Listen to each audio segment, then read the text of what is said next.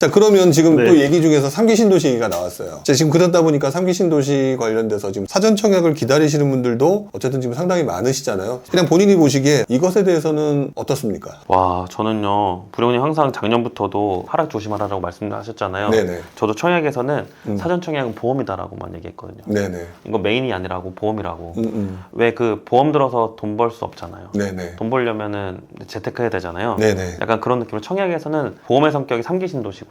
이거는 그냥 당첨 받아놓고 아예 뭐라도 안 되면 이거라도 그냥 길게 가져가자 컨셉이에요. 제가 왜 이거에 대해서 부정적으로 작년부터 얘기했냐면 네. 일단 문정부 시대에서는 임대 또는 정부에서 공급하는 어떤 물량들이 더 강조가 되었고 이제 보수 쪽으로 정권이 오면 보통은 정비사업 쪽이잖아요. 그러니까 이 기조가 좀 많이 바뀐 것 같아요. 그러니까 공공을 중시했던 이전 정부 시대에서도 3기 신도시는 보험이라고 말씀드렸는데 지금 와서 보니까 이게 더 진척될 가능성이 또 속도가 아주 느리거나 이럴 가능성이 커졌다고 저는 느끼고 있거든요.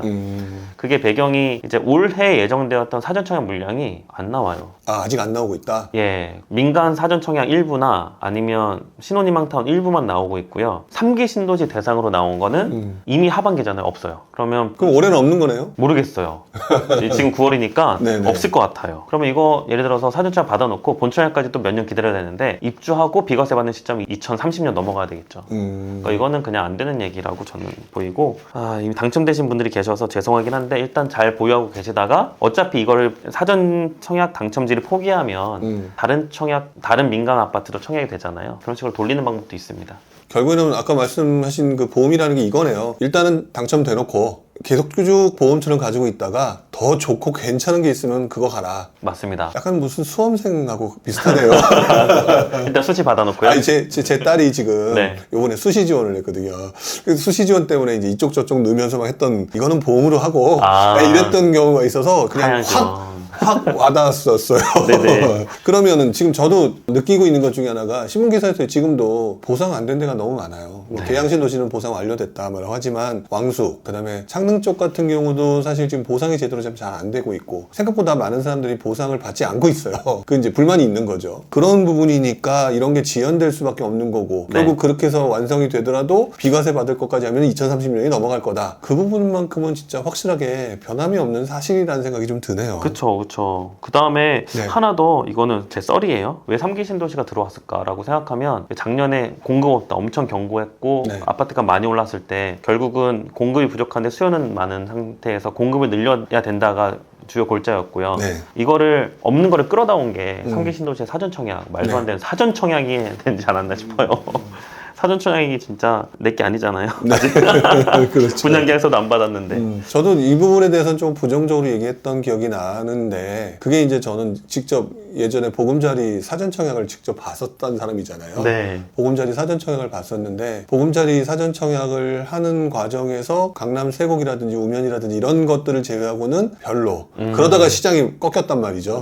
포기한 사람들이 너무 많았었어요. 그것도 이제 1차 사전 청약을 했던 사람이 나중에 본 청약을 할 때 진짜 완전 다 포기하는 그런 상황도 있었거든요. 물론 그때는 시기가 안 좋았었겠지만 그만큼 시간이 좀 오래 걸렸다. 이런 생각도 좀 들기는 하네요. 그때 분양가가 예상된 것보다 높아졌었나요? 실제 아니요. 그 보금자리 자체는 굉장히 낮았었죠. 보금자리 나도 원흥지구 같은 경우는 84 기준으로 3억이 안 됐어요. 그때는. 그리고 그 동네가 지금은 엄청나게 올라와 버렸던 거니까 그래서 부동산은 길게 하라는 얘기는 맞는 것 같은데 3기 신도시 자체는 조금 너무 길어지는 것 같다. 그러니까 보험처럼 접근해라. 이게 조금 더 맞는 말씀이 아닐까라는 생각이 좀 듭니다. 자, 어쨌든 지금 그래서 본인께서 서울 수도권 뭐 지방 다 보고 계실 텐데 올해 뭐 예를 들어 분양 예정 단지 또는 내년에 예정되어 있는 단지 그동안 보셨던 곳 중에서 추천해 주실 만한 곳이 좀 있을까요?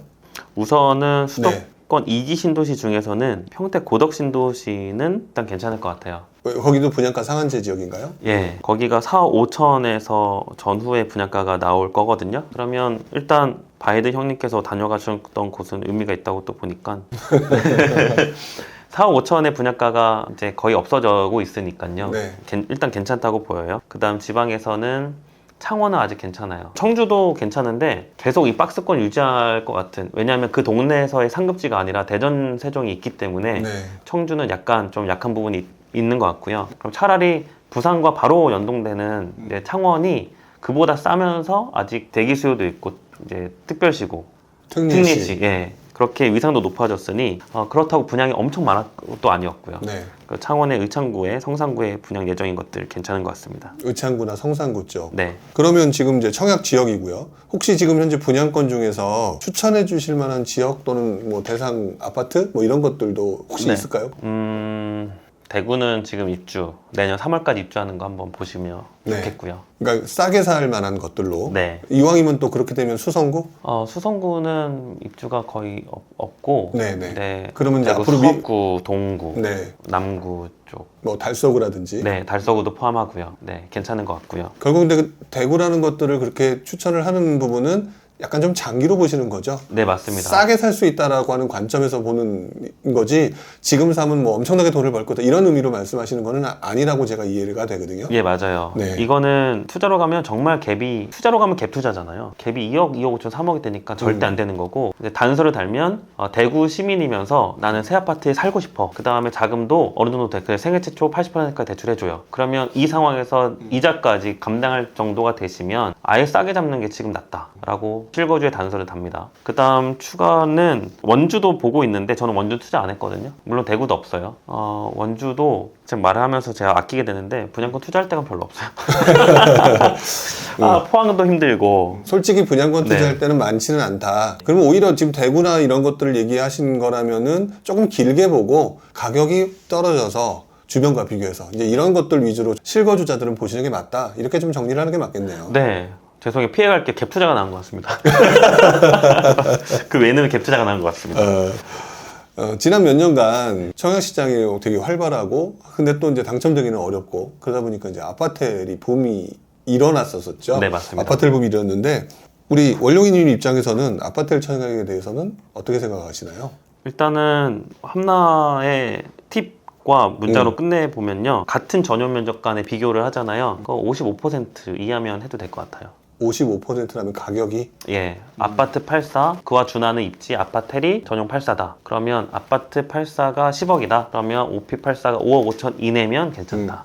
그 얘기는 가격이 싸면 그만큼 또 대체 수요가 있을 것이기 때문에 라고 보시는 거네요. 이 문제가 뭐냐면 최근 1년에서 네. 1년 반 사이에 아파텔의 분양가가요 되게 웃긴 게 옆에 있는 아파트 84와 준하는 가격에 분양을 했어요. 그럼 바꿔 말하면 굉장히 더 비싸다라고 봐야 되겠네요. 맞아요. 그렇기 때문에 그 2년 전 회귀되는 가격 그 이하 수준을 봐야 되고, 제가 왜 굳이 55%를 말했냐면요. 네. 왜 보통 아파트 단지 내 84와 59 가격 차이가 80% 정도 하잖아요. 네. 근데 이제 아파트 59는 아파텔, 오피스텔 84와 실사유 면적 비슷하니까 아파트 59와 아파텔 84와 비교하는 게 맞는데, 근데 이거는 주거형 아파트가 아니다 보니까 디스카운트가 들어가야 된다고 저는 사진찍을 따로 넣거든요. 거기에 70%를 일단 넣어요. 그러면 80% 곱하기 70% 하면 56%가 나오거든요. 그래서 대략적으로 그냥 1% 떼고 55%라고 말씀을 드린 거고, 근데 이것도 재밌는 게 한국주택금융공사 HF에서 주택연금을 신청을 해주고 받잖아요. 네. 같은 이제 가격 대비해서 아파트 3억일 때 오피스텔 3억이 매달 평생 나오는 금액이 정확하게 80% 금액이에요. 이것도 정부에서 어느 정도는 그 배율을 지정하고 간다. 우리는 이제 이게 투자의 대상으로 보려면 80% 그대로 적용하는 게 아니라 70%까지는 밑으로 내려가야 좀 투자성이 나온다 보니까, 그래서 아파트 84보다 OP84는 55% 이하 가격일 때 투자 메리트가 있다. 이렇게 보아야 될 것 같습니다. 알겠습니다. 나름대로는 또 이제 그렇게 이제 설명을 해주시기 때문에 생각보다 아파트 가격이 비싸서 아파텔로 좀 접근해야 되겠다. 대체적인 상품으로 이런 분들은 이런 방법을 가지고 또 생각해 보시는 것도 괜찮겠다는 생각이 좀 드네요. 자, 이제 조금 이제 정리를 하다 보니까 어느 정도 이제 좀 정리가 된 것 같은데, 마지막으로 이제 몇 가지 질문을 좀 더 드려보려고 해요. 워낙 시장의 분위기 지금 요즘에 안 좋아요. 그러다 보니까 그냥 뒤로 미루시려는 분들이 되게 많아요. 나 지금 안 할래. 내 집 마련 안 할래. 여기에 대해서는 원룡이님 생각은 어떠세요? 그게 아니다, 기다. 한마디로 표현한다면 아니다. 아니다. 네. 마련해라. 네. 싼 데 많다. 네. 아무래도 거의 모든 전문가분들이 다 그렇게 말씀하시는 것 같아요. 근데도 많은 분들이 잘 안 하시더라고요. 네. 자, 그러면 또 이제 많은 분들이 걱정하시는 것 중에 하나가, 요즘 어쨌든 미분양 늘어난다, 미분양이 늘어난다라는 기사들이 되게 많이 나와요. 예. 청약시장이 나빠진다로 받아들여지시는 분들이 있거든요. 조금 이 부분을 본인이 생각해서는 미분양이 늘어난다라는 이 기사 자체가 청약시장이 나빠진다라고 의미처럼 일반인들한테 들리는데 본인은 어떻게 생각하시는지 좀 궁금하기도 해요. 그렇게 보여서 일반인들이 네. 더 두려워하는 건 사실이고 그게 시장에 반영되고 있는 상황입니다. 실상 들여다보면 부령님도 너무나 잘 아시겠지만 실제 미분양이 그렇게 위험한 수치는 아니잖아요. 네네.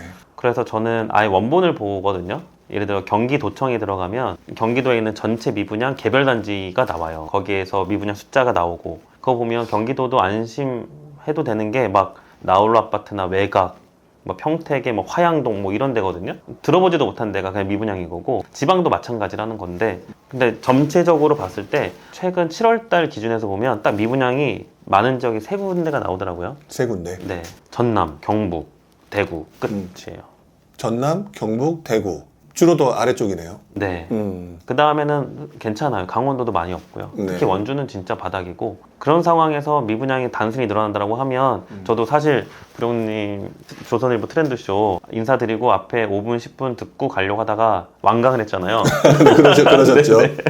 완강을 하고 그때 2007년도와 2012년도 이때 국가위기, 어떤 금융위기 때 미분양 수치를 같이 보여주셨는데 네네.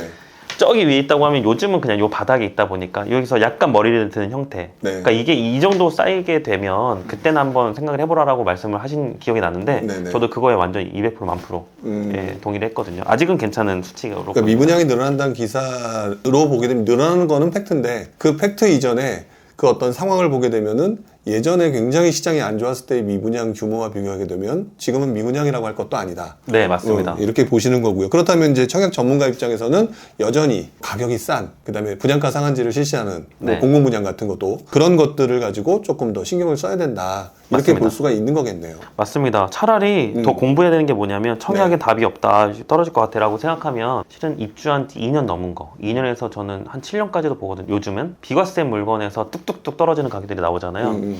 한 자리에서 얘기한 것 같은데 역세권이면서 신축 아파트 그 옆에 완전 구축이면서 이 가격이 10억대로 동일해졌어요. 연식 차이가 20년 정도 나는데 그러면 뭐가 상대적으로 싼 거냐는 바로 계산되잖아요. 그렇죠. 그러니까 오히려 구축과 기축 시장을 보는 거가 청약을 하실 분들은 더 공부할 거리가 많아졌다. 알겠습니다. 결국 지금 현재 상황에서는 뭐 미분양이다 뭐다 심리적으로 위축된 건 맞는데 여전히 싼 것들이 나오고 있고 여전히 마진을 볼 수 있을 만한 거 나오니까 그런 것들을 좀 집중하시는 게 좋다 이런 말씀을 해주시는 거라고 이해를 좀 하겠습니다. 자, 마지막 질문이 될 것 같은데요. 아무래도 이 내용 자체가 청약과 관련된 청약시장과 관련된 청약 전문가에게 듣는 얘기다 보니까 이 청약을 준비하시는 분들이 어쨌든 굉장히 젊은 분들이 굉장히 많으시잖아요. 네. 이 젊은 분들한테 마지막으로 한 말씀 해주신다면 어떤 말씀을 해주고 싶다? 예, 청약통장 일단 깨지 마시고요. 온 가족의 청약통장을 본인이 관리를 해주시면서 좋은 때가 올 때를 한 번에 들어가자 기본이고 그 중간에는 청약통장 굳이 사용하지 말고 금매 한번 알아보자. 청약통장을 깨지 말고 여전히 유지하면서 지금 같은 시장에는 금매를 조금 더 비교하면서 찾아보자. 네. 이렇게 정리를 좀 할 수가 있을 것 같습니다. 이렇게 해가지고 오늘 청약과 관련된 우리 전문가 원룡이님을 모시고 이야기를 좀 나눠봤는데요. 어떠셨어요 오늘?